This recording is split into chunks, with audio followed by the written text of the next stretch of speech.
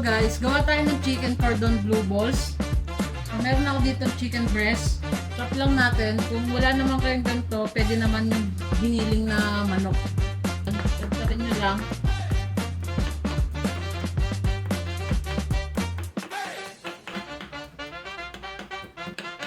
Meron naman akong food processor, kaya lang mas stress ko siyang tagtarin. Kasi para may buo-buo ng chicken. Pwede na to. So, lagay na natin sa isang bowl. So, ito na yung tinagtad natin na chicken breast. So, timplahan lang natin siya ng mga pampalasa. Salt. Black pepper. Garlic powder. Paprika. Oregano leaves. Optional lang naman ito.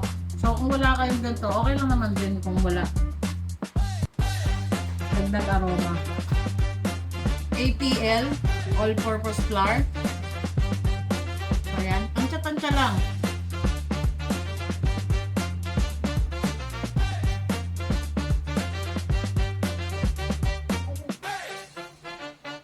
Ayan o.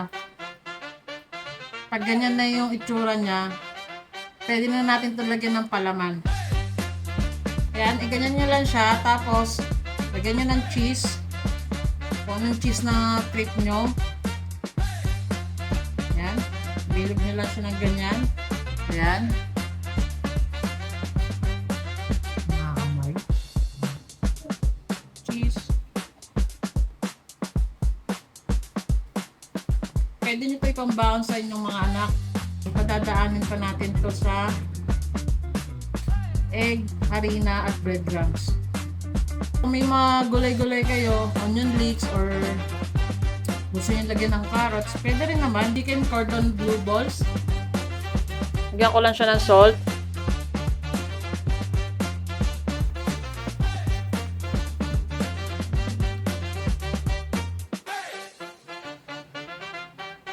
Tapos, yung mga iba na hindi mo naman pa maluluto, pwede mo naman siya itabi sa ref. Lutuin na natin. Ayan, nagpapainit na ako ng mantika.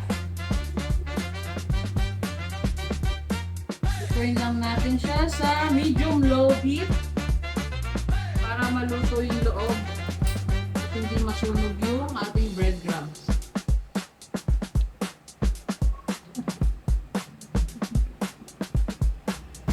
Ayan.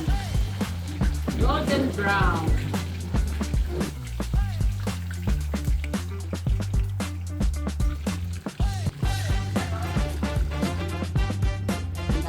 Chicken cordon bleu balls. The moment of truth. Okay, tikman na natin.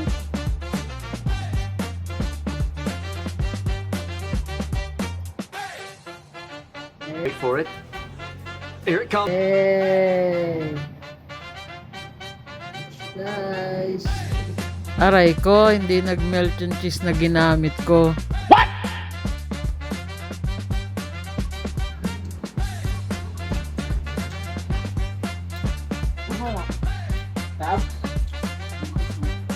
Maliit lang yung hiniwa ko eh.